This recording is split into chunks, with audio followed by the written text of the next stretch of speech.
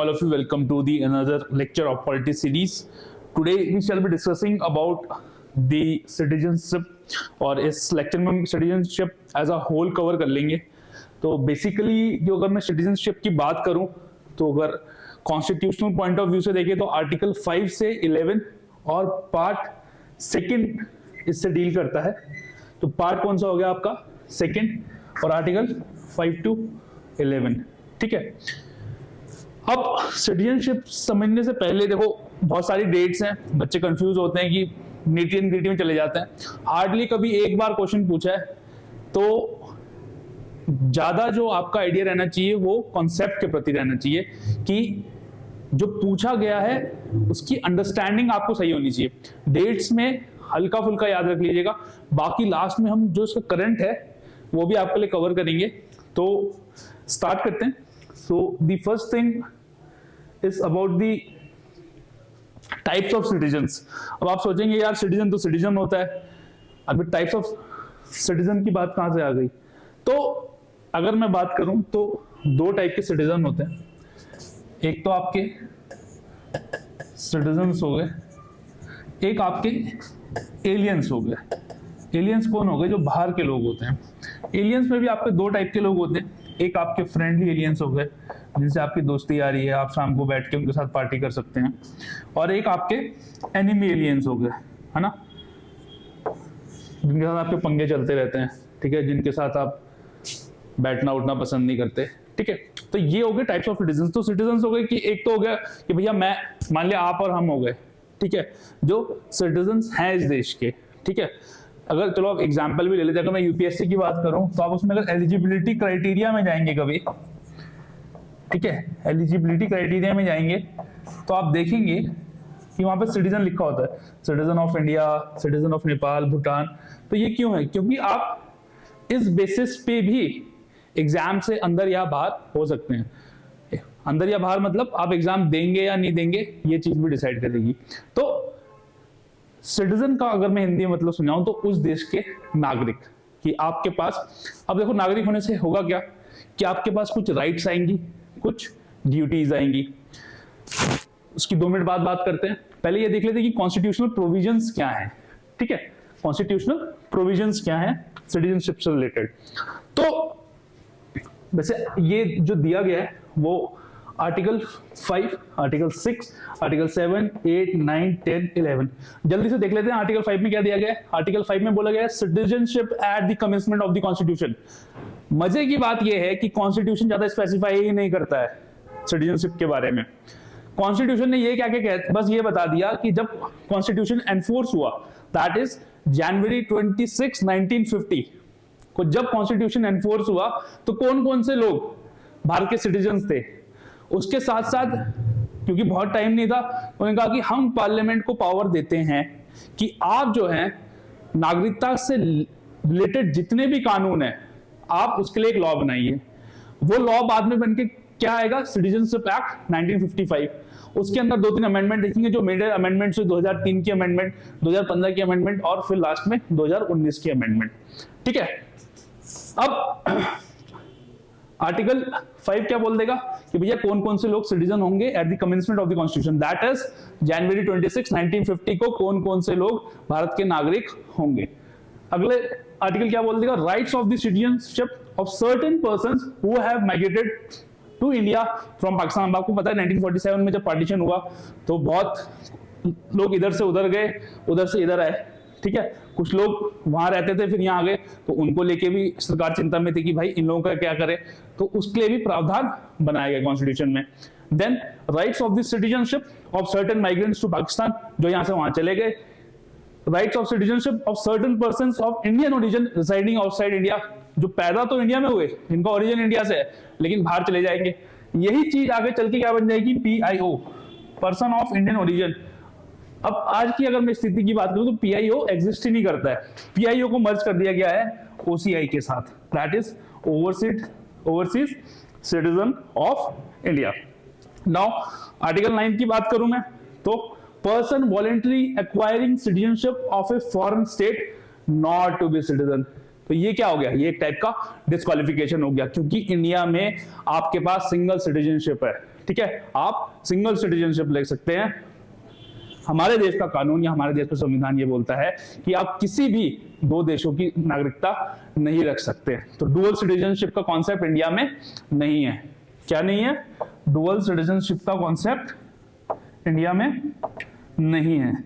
अगर आप लेंगे तो हम आपको भारत का नागरिक नहीं मानेंगे। यूएस की बात करें या कनाडा की बात करें तो वहां डुअल सिटीजनशिप कैसी होती है, वहां लोगों के पास एक यूनियन की कि वो यूनाइटेड स्टेट्स के नागरिक हैं, उसके साथ साथ जो वहां 50 स्टेट्स हैं, हर स्टेट की अपनी सिटीजनशिप होती है। तो वहां जैसे मान लिया कोई बंदा उत्तराखंड से है, ठीक है, तो वहां पे क्या होगा कि आप इंडिया के नागरिक तो ही है, इंडियन सिटीजनशिप तो ही है, अगर उत्तराखंड की सिटीजनशिप भी होगी, उससे क्या होगा, मैटर्स ऑफ एम्प्लॉयमेंट या कुछ सर्टेन राइट्स उस पर्टिकुलर, या जरा टैक्सेस की बात करते हैं, है ना, आप बाहर से आए तो आपको हो सकता है टैक्स में रिबेट ना मिले, लेकिन अगर आप उसी स्टेट के नागरिक हैं तो आपको टैक्स में रिबेट मिले। मान लिया आप नेब्रास्का से हैं, तो नेब्रास्का मान लिया अगर मैं बोलता कि 0% इनकम टैक्स है, तो ये जो प्रोविजन है ये वही जो नेब्रास्का में लोग रह रहे हैं, अब यूनाइटेड स्टेट्स के सब है, मान लिया कोई न्यूयॉर्क से वहां चला गया तो हो सकता है कि उसको वो राइट ना मिले, बट देन इंडिया में ऐसा नहीं होता है। इंडिया में सिर्फ एक ही सिटीजनशिप है, दैट इज आपके पास यूनियन की सिटीजनशिप रहती है, और अगर आप किसी और देश की एक्वायर करते हैं तो आपको डिस्क्वालीफाई कर दिया जाएगा, आप अपनी भारत की नागरिकता खो सकते हैं। देन आर्टिकल 10 की बात करें, continuance of the rights of the citizenship, की कौन कौन सी राइट्स उनके पास रहेंगी, एंड लास्ट में बोल दिया कि parliament to regulate the right of citizenship by law. ठीक है, अब ये लॉ क्या आएगा, ये लॉ बनाया citizenship act 1955, very very important. क्यों?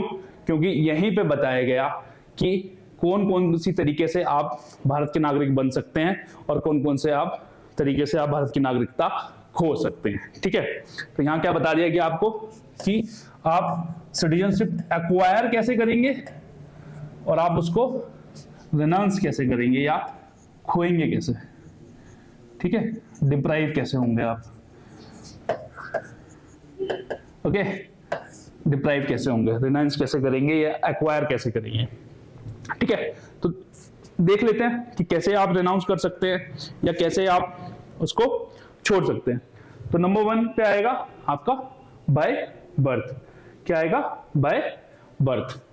ठीक है, बाय बर्थ क्या हुआ, देखो बाय बर्थ होता है कि देखो दो कॉन्सेप्ट होते हैं, जस्ट सॉलिस एंड जस्ट सैंग्विनी।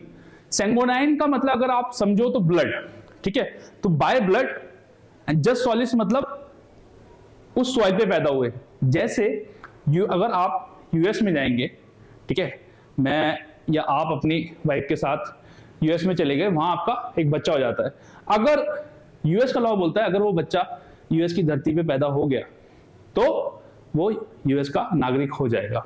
ठीक है, इंडिया की सिचुएशन देख लेते हैं। तो इंडिया क्या बोलता है, if a person is born in the territory of India ही और she shall be citizen of India. देखो पुराने जो लॉज थे वो थोड़ा सा जेंडर न्यूट्रल नहीं थे, तो ही का ही इस्तेमाल होता है, but then he, she and in fact the third gender also shall be a citizen of India. Here he does not only imply the male version of he. Here he means a person, a living person. Okay. Now a person born on or after 26 Jan 1950. ये date आपको याद लग रही है? ये date क्या है? ये डेट है जिस दिन की भारत का संविधान लागू किया गया। बट बिफोर 1 जुलाई 1987, देखो डेट याद मत रखना, याद रहेंगी भी नहीं, बट देन एक आइडिया ले लो। Irrespective of the citizenship of the parents, it is called just solace। कि अगर आप 26 जनवरी 1950 के बाद और 1 जुलाई 1987 से पहले पैदा हो गए भारत की धरती के ऊपर, तो आपको भारत का नागरिक मान लिया जाएगा।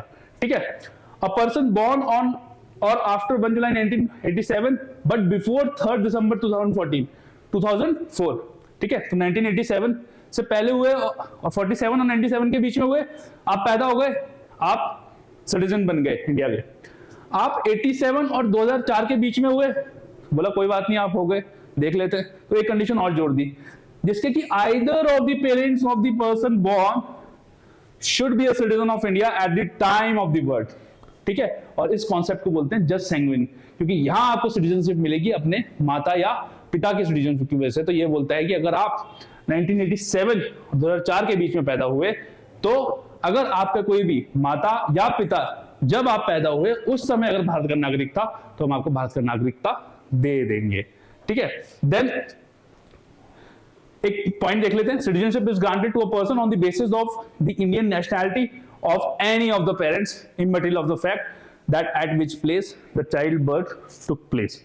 तो उससे फर्क नहीं पड़ता, माता या पिता में से एक होना चाहिए, ठीक है। एक और देख लेते हैं, अ पर्सन बॉर्न, अब अगस्त 3 डेट हो गई भाई, 50 से 87 के बीच में हुए आप पैदा हो गए, आपको सिटीजनशिप दे देंगे। 87 से 2004 के बीच में हुए आप पैदा तो हुए, लेकिन एक पेरेंट तो आपका भैया इंडिया का में पैदा होना चाहिए। उस टाइम एक पेरेंट के पास, आपके एक पेरेंट के पास इंडियन सिटीजनशिप होनी चाहिए।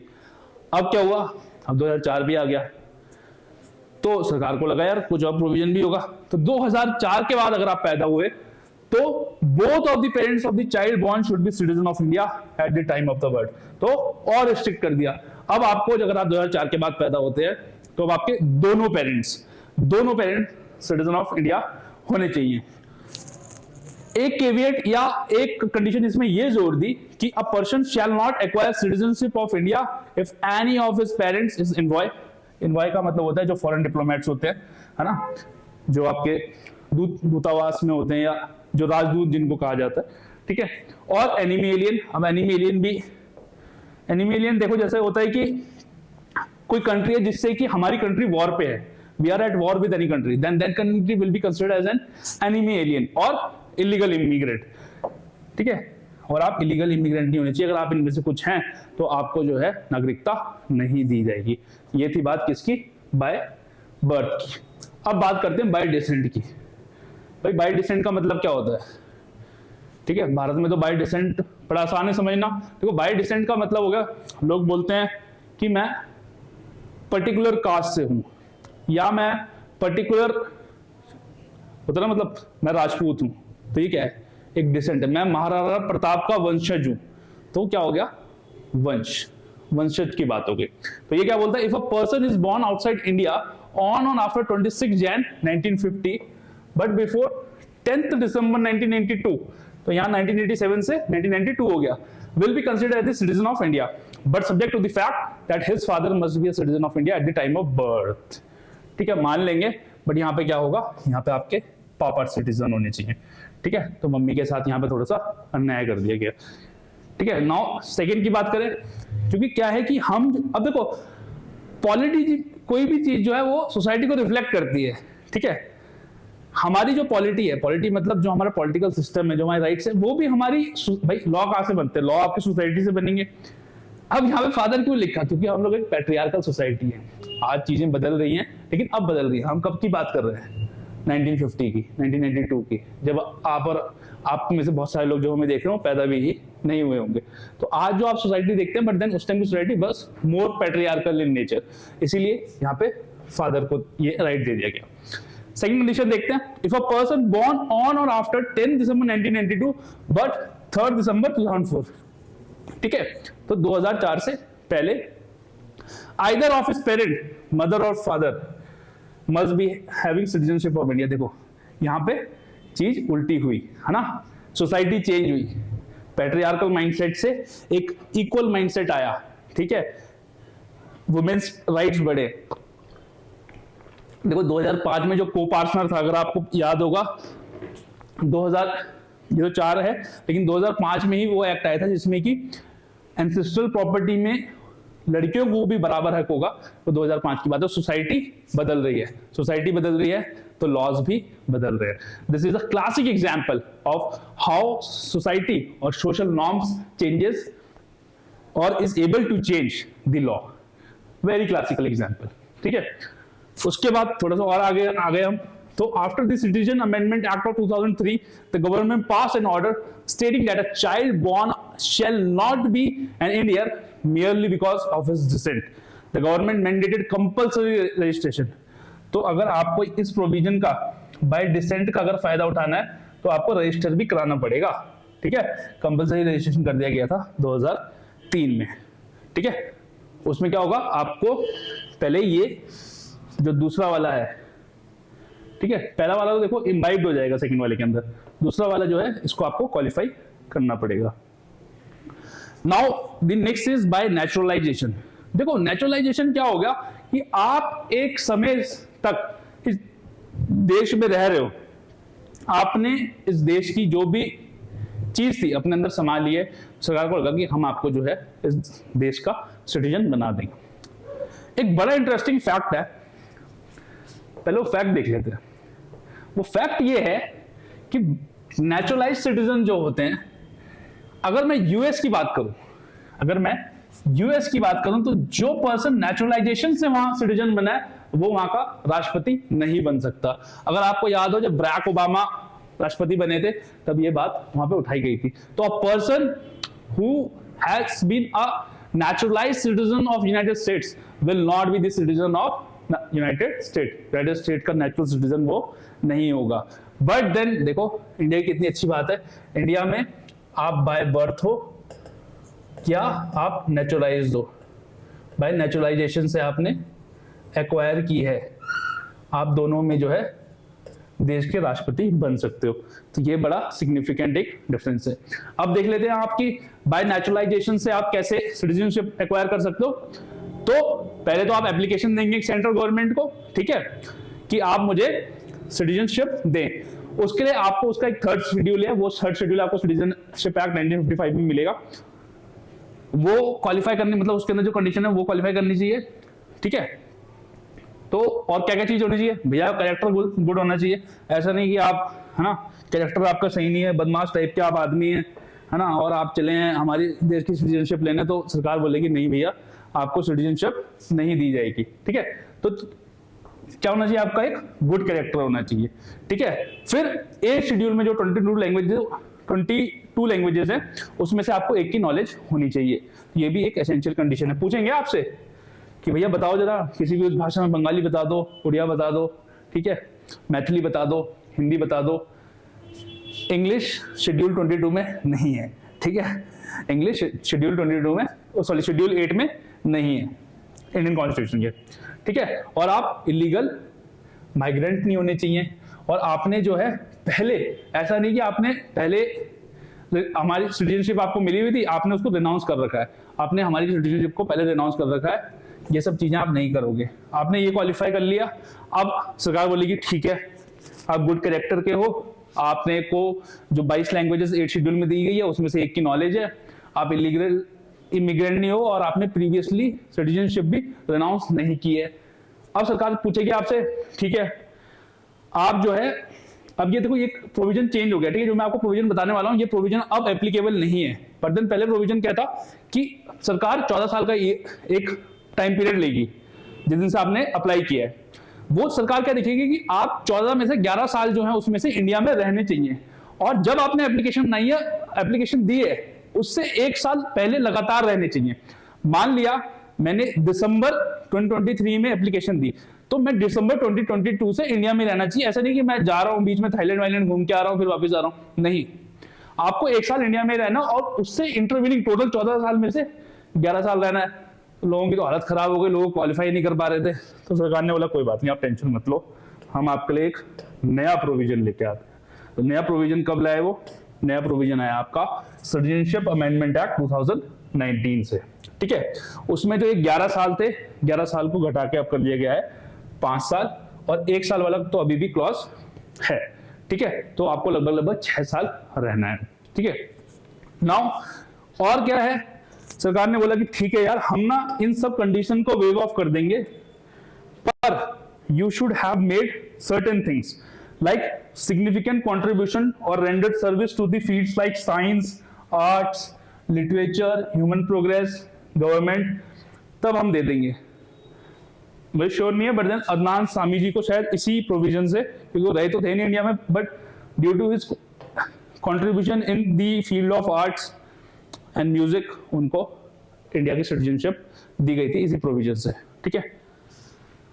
अब बात करें नेक्स्ट से आप कैसे हो सकते, बाय इनकॉर्पोरेशन ऑफ टेरिटरी। भाई इनकॉर्पोरेशन ऑफ टेरिटरी क्या होता है, कल को हम जाएं कहीं, ठीक है, हमने थोड़ा सा एरिया किसी कंट्री का, दो कि इंडिया बिलीव नहीं करता, बट मैं एक हाइपोथेटिकल सिचुएशन ले रहा हूँ, लोग बड़े इमोशनल भी हो जाते हैं आजकल सब बातों पे, तो आप इमोशनल ना हो। आप गए, इंडिया ने कोई टेरिटरी एक्वायर करी, तो एग्जाम्पल लेते हैं, जब हमारे साथ हमारा जो अभी आपने आज से लगभग 100 कॉन्स्टिट्यूशनल अमेंडमेंट एक्ट आप देखेंगे, तो लैंड का कुछ पंगा था हमारा बांग्लादेश के साथ, तो कुछ एनक्लेव्स हमने उनको दिए, कुछ एनक्लेव्स उन्होंने हमें दिए। अब जो लोग वहां से उस एनक्लेव में लोग आए थे, कल तक तो वो बांग्लादेश के सिटीजन थे। अब जो हमने दे दिए वो तो उसकी सिटीजनशिप तो गई, वो तो बांग्लादेश वाले देखेंगे अपने कॉन्स्टिट्यूशन में उनको सिटीजनशिप कैसे देनी है। बट यार नए बंदे आ रहे हैं, वो तो मेहमान है ना हमारे, हम क्या बोलेंगे उनकी सिटीजनशिप नहीं देंगे?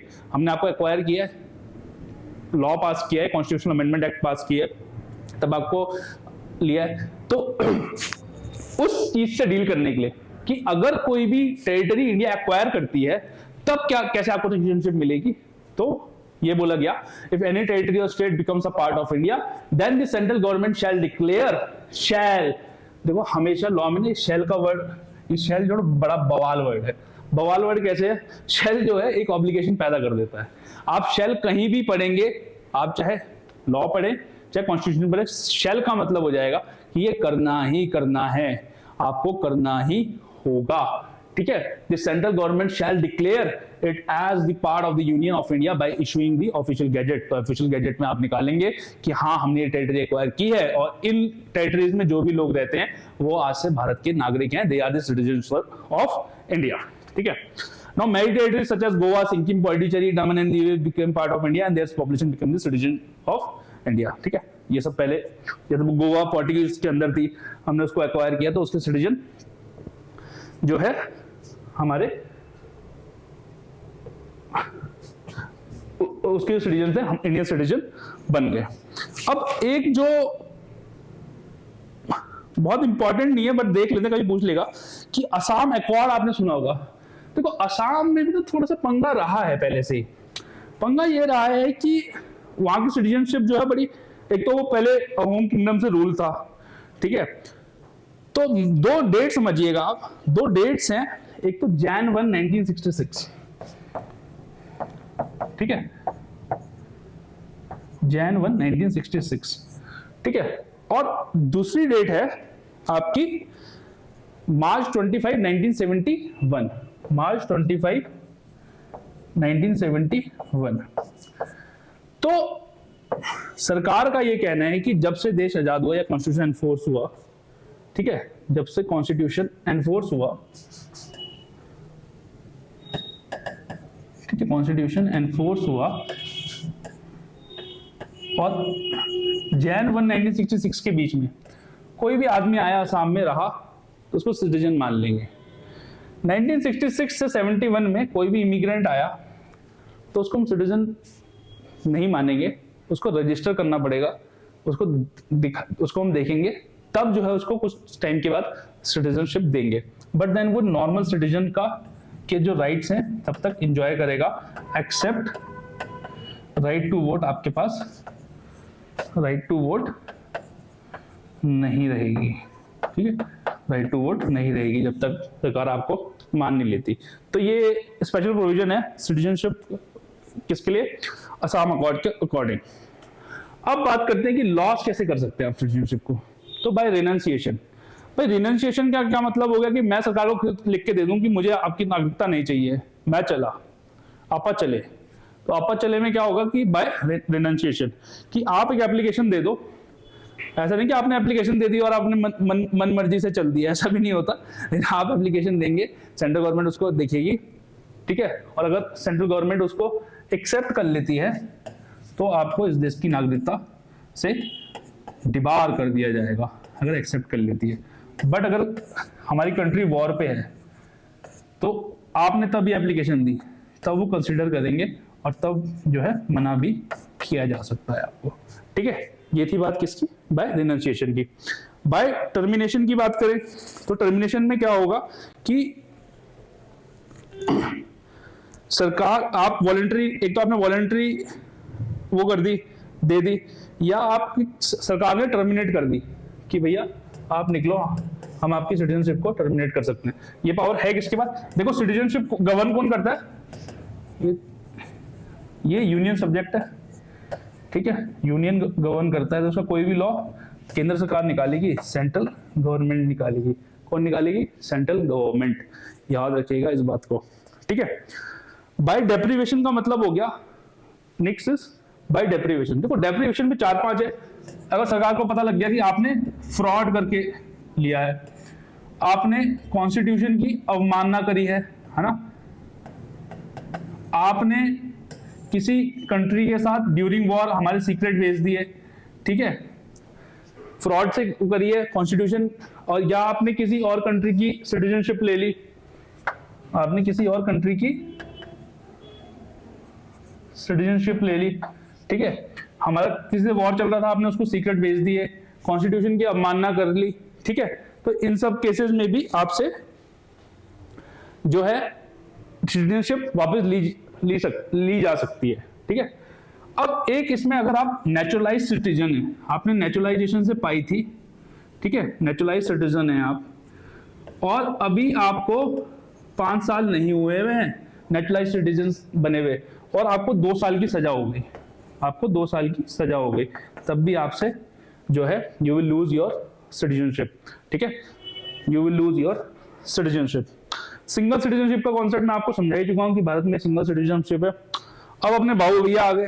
बाबू भैया ने क्या बोला कि यार ये सब भैया, ये सब बात तो ठीक है, लेकिन बाबू भैया ने सुबह द हिंदू पढ़ लिया, हिंदू में उन्होंने एक चीज वर्ड देख लिया, OCI, overseas citizen of India. बाबू भैया है, बाबू भैया ने पूछा कि ये OCI क्या होता है? तो OCI का मतलब होता है ओवरसीज सिटीजन ऑफ इंडिया। देखो पहले ना, वैसे लास्ट में पढ़ेंगे वो, पहले एक चीज होती थी PIO, person of Indian origin, की वो यहाँ पैदा हुए हैं लेकिन वो बाहर रहते हैं, तो इंडियन डायस्पोरा से कनेक्ट करने के लिए एक डिप्लोमेटिक या पॉलिटिकल मूव था कि उनको PIO बोला जाता था, पर्सन ऑफ इंडियन ओरिजिन, उसकी अपनी कंडीशंस थी। बट OCI के आने के बाद फिर कुछ समय तक PIO एंड OCI पैरेलल चले, ठीक है।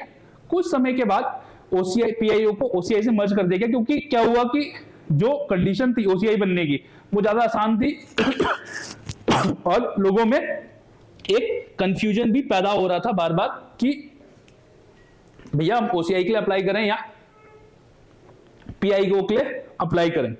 तो अब ये OCI क्या होता है भैया? तो OCI क्या होता है? OCI के लिए आपको OCI कार्ड होल्डर होते हैं और उसमें आपकी कुछ राइट्स होती हैं। ये आप OCI एक अनलिमिटेड टाइप का वीजा मान लो, आप सिटीजन नहीं है इस देश के, बट एक अनलिमिटेड काइंड ऑफ वीजा है कि आप आओ जाओ, कोई दिक्कत नहीं है, लोड नहीं है ज्यादा, ठीक है। तो उनके कुछ राइट्स हैं, ठीक है, कुछ राइट्स उनके पास नहीं है, ठीक है। अच्छा, एक चीज है गई कि जब हम, आपको मैं शुरू में पढ़ा रहा था कि जो कुछ राइट्स होते हैं सिटीजन्स के पास और एलियंस के पास नहीं होते हैं, तो वो जो राइट्स हैं जो नहीं होते हैं, तो यहाँ पे आप थोड़ा सा देख लीजिए, है ना, मैं आपको समझा देता हूँ, तो वो एक टॉपिक कहीं रह ना जाए।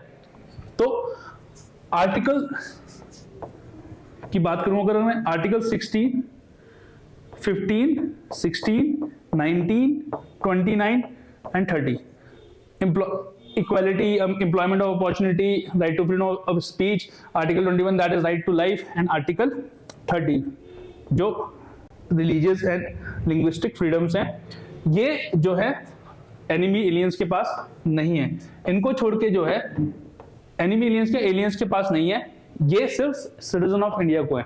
तो आर्टिकल 15, 16, 19, 20, 19, 21 एंड 30, सॉरी ये 20 है, ओके। तो ये उनके पास अवेलेबल नहीं है, ठीक है। एक बार चेक कर लेते हैं।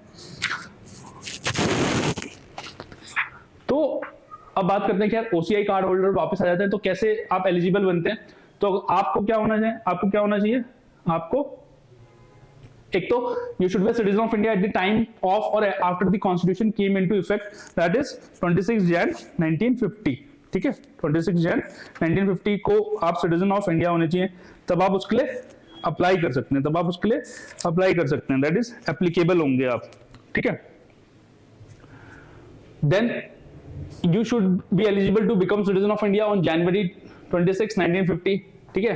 या आप कोई टेरिटरी हो जो 15 अगस्त में इंडिया में सम्मिलित हो गई हो, या फिर आप चाइल्ड और descendant of a person from any of the above mentioned, इन तीनों में से, इन तीनों के आप बच्चे हों, ठीक है।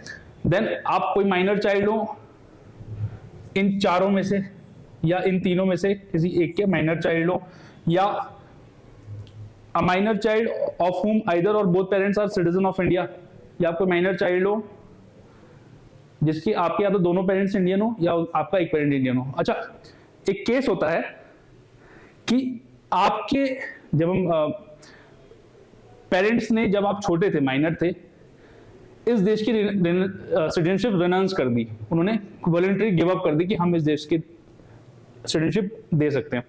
तो अगर आप माइनर है तो ऑटोमेटिकली आपकी सिटीजनशिप भी जाएगी, बट जब आप मेजर बनेंगे तब आपके पास एक ऑप्शन रहेगा कि आप इस देश की सिटीजनशिप दोबारा ले सकते हैं। ठीक है, आप इस देश की दोबारा ले सकते हैं। ठीक है, छोटी सी गलती हो गई यहाँ पे 15, 16, 19, 29 एंड 30 है। ठीक है, यहाँ पे मैं दोबारा लिख देता हूँ। तो कौन कौन सी अवेलेबल नहीं है? 15, 16, 19, 29 एंड 30। ये जो राइट्स है, fundamental rights under these are not available to the aliens. These are only available to the citizens of India. Okay. और जो लास्ट कंडीशन है, you should be foreign origin of spouse of citizen of India or a person holding OCI card status। तो आप spouse हो, और spouse कैसे बनेंगे आप? ऐसे नहीं कि आप लिव इन में रह रहे हैं तब आप स्पाउस बनेंगे, ऐसा अलाउड नहीं है। आपकी जो मैरिज होनी चाहिए वो रजिस्टर्ड होनी चाहिए, and they are married for more than 2 years continuously before the date of application. तो 2 साल सब्सिट करनी चाहिए। तो इंडियन गवर्नमेंट पहले चेक करती है, पता लग रहा आपने शादी कर ली, आपके 15 दिन बाद लड़ाई हो गई और तब आप अप्लाई नहीं कर पाएंगे। तो कम से कम कोशिश करिएगा कि 2 साल तक साथ में रहें, क्या OCI कार्ड अप्लाई करने से पहले। अच्छा, OCI के पास कौन कौन सी राइट्स होती है? बहुत सारी राइट्स होती है। अनलिमिटेड टाइप का वीजा होता है। कौन कौन सी राइट्स नहीं होती हैं ये मैं आपको बता देता हूँ। जैसे वो वोट नहीं कर सकते हैं, ठीक है, वो मेंबर ऑफ पार्लियामेंट नहीं बन सकते, MLA नहीं बन सकते, इलेक्शन नहीं लड़ सकते, ठीक है, और भी राइट्स उनके पास नहीं होती हैं। वोटिंग राइट्स तो नहीं होती है उनके पास, ठीक है, और जो इक्वालिटी ऑफ अपॉर्चुनिटी है वो भी उनके पास नहीं होती, जो आर्टिकल 16 में दी गई है, ठीक है, और president, vice president, supreme court के जज नहीं रह सकते हैं, ठीक है, और किसी भी पब्लिक पोस्ट को होल्ड नहीं कर सकते हैं, IAS नहीं बन सकते हैं, ठीक है, PCS अफसर नहीं बन सकते हैं, OCI कार्ड होल्डर। अच्छा, सरकार कैंसिल कब कर सकती है? या तो भैया आपने जो अपना OCI कार्ड था वो फ्रॉड से बनवाया, या कोई आपने जो मटेरियल फैक्ट था या फॉल्स इंफॉर्मेशन दी, तब सरकार कैंसिल कर सकती है, ठीक है, तब सरकार कैंसिल कर सकती है। या फिर आपने नॉन एडहेरेंस दिखाई है to the constitution of India, आप सम्मान ही नहीं कर रहे हैं हमारे संविधान का, ठीक है। फिर ये रिपीटेड है, ये पहले भी हमने देखो, आपको याद होगा, बात की थी, ठीक है। ट्रेडेड और communicated with the enemy during a war that India is involved इन। जो डेप्रिवेशन वाली जो कंडीशंस थी ना, ये तीनों तो शुरू की वही है ना। और OCI कार्ड मिले हुए आपको 5 साल नहीं हुए, 5 साल से पहले आपको 2 साल की सजा हो गई, तब भी आप कैंसिल की जा सकती है। और एक सेंट्रल गवर्नमेंट के पास पावर है कि for preserving the sovereignty and integrity of the country, security and friendly relation बनाने के किसी देश से, तब भी आपके OCI कार्ड कैंसिल किया जा सकता है। ये सरकार के पास पावर है। नाउ एक चीज होती है कि what is the difference between OCI, PIO and NRI। देखो, ये दोनों तो सिटीजन नहीं है इंडिया के, ठीक है, ये ऐसा सिटीजन नहीं है जो NRI है। NRI stands for non resident Indian. ये जो होते हैं ये सिटीजन होते हैं इंडिया के, इनके पास वोटिंग पावर भी होती है, ठीक है। तो जैसे आप यहाँ रह रहे हैं, बहुत सारे बच्चे होंगे इनके पापा या मम्मी बाहर काम करते होंगे, बाहर देशों में काम करते होंगे, उनके पास NRI अकाउंट्स होंगे, इसलिए, ठीक है, they are the NRIs, but then they are the citizen of this country only, ठीक है। नाउ OCI और PIO तो मैंने आपको समझा दिया, ये तो अब सेम ही हो गए। OCI stands for overseas citizen of India and PIO stands for person of Indian origin. Now the last topic for the day is CAA 2019, Citizenship Amendment Act 2019, जिसको लेके बवाल हुआ। बवाल मैंने आपको पहले बताया कि बवाल में मत पड़ा करो, आप कॉन्सेप्ट समझा करो कि इस एक्ट में कहा क्या क्या है। इसमें मुस्लिम्स को छोड़ के नॉन मुस्लिम्स कम्युनिटीज की बात की गई, और ये बोला गया कि बहुत सारी कंट्रीज हैं जहां माइनॉरिटीज प्रोसिक्यूट होती है, तो हम उनको इंडियन सिटीजनशिप देंगे। तो उससे कौन कौन सी माइनॉरिटीज थी वो, जो उन देशों में, क्योंकि हिंदूज इंडिया में मेजोरिटी में है, बट लेकिन बहुत सारे देशों में हिंदूज माइनॉरिटी में, Hindus, Sikhs, Buddhist, Jain, Parsis and Christians from Pakistan and Afghanistan and Bangladesh. ठीक है, तो पाकिस्तान, अफगानिस्तान और बांग्लादेश में जो भी हिंदूज हैं, सिख्स हैं, बुद्धिस्ट हैं, जैन्स हैं, पारसीज हैं एंड क्रिश्चियंस हैं। मुस्लिम क्यों नहीं है? क्योंकि मुस्लिम अगर आप देखेंगे इन तीनों कंट्रीज में मुस्लिम मेजॉरिटी में। अगर कोई भी इन 6 में से, इन 6 रिलीजन का बंदा अगर 31 दिसंबर 2014 से पहले इंडिया में आ गया है तो उसको हम सिटीजनशिप दे देंगे, उसको सिटीजनशिप दे देंगे। वो आफ्टर जब ये प्रेसिडेंट ने को साइन कर दिया, इस एक्ट को साइन कर दिया, उस दिन से वो बंदा, बंदी, ही, शी, दे, जो भी था, will become the citizen of India. उससे पहले क्या था, अगर ऐसा कुछ होता था तो इनको जो है वो एक क्रिमिनल ऑफेंस था, क्रिमिनल केस किया जाता था आपके ऊपर, फॉरेनर्स एक्ट 1946 और पासपोर्ट एक्ट 1920 के अंदर। But then after coming of this act, in the 6 communities को एग्जेम्प्ट कर दिया गया from this act, that is foreigners act 1946 and the passport act 1920। तो ये थी बात किसकी, सिटीजनशिप अमेंडमेंट एक्ट 2019 की। And this was all in this lecture. Thank you all for watching, and if you have any suggestions, any comment, feel free to tell us in the comment box, and we always try to improve, and your feedbacks are very important and valuable in nature. उससे हमें अपने content में improve करने के लिए मदद मिलती है। बाकी हमसे थोड़ी बहुत मिस्टेक हो जाती है, उसके लिए हमें माफ करिए। We will try to continuously improve. That's all for today. Thank you very much. Keep healthy, keep smiling.